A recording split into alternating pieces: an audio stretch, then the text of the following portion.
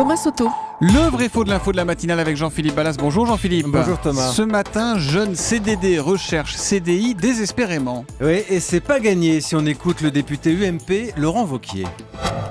On dit aux Français, dormez tranquille, vous avez un CDI. Sauf que la réalité, c'est que notre pays est celui qui a le plus de gens en CDD d'Europe, et que pour les gens qui sont en CDD, on est un des pays où c'est le plus difficile de basculer dans un CDI.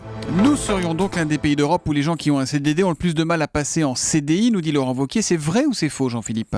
C'est vrai, Thomas. Nous avons retrouvé une étude de la Commission européenne. Résultat spectaculaire. Je vais vous donner un comparatif très simple pour mesurer à quel point notre marché du travail a changé. Au milieu des années 90, Thomas, lorsque vous étiez en CDD en France, vous aviez 45% de chances de passer en CDI. Presque une sur deux. En 2010, ce taux s'est effondré à 12,8%. 12,8% seulement, c'est 2 fois moins que la moyenne européenne. Laurent Wauquiez dit également, Jean-Philippe, que notre pays est celui qui a le plus de gens en CDD, contrat à durée déterminée. C'est vrai ou c'est faux ça ? Alors là, c'est un peu moins évident. La Commission européenne, encore elle, nous dit que la part des CDD en France n'est pas particulièrement élevée par rapport à d'autres pays comparables. Nous sommes un peu au-dessus de la moyenne de l'Union.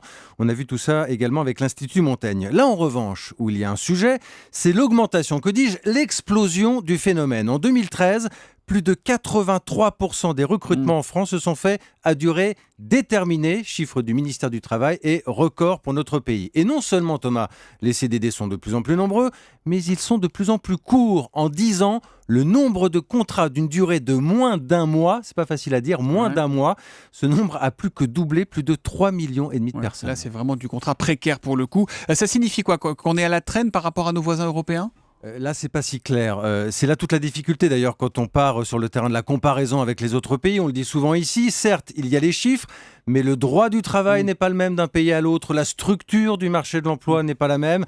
Plus de flexibilité, par exemple, on en parle souvent avec l'Allemagne et ses mini-jobs. Il y a malgré tout un souci commun, Thomas, c'est le chômage. On parle des CDD, ce sont eux qui seront les plus nombreux à s'inscrire ensuite à Pôle emploi, 25%.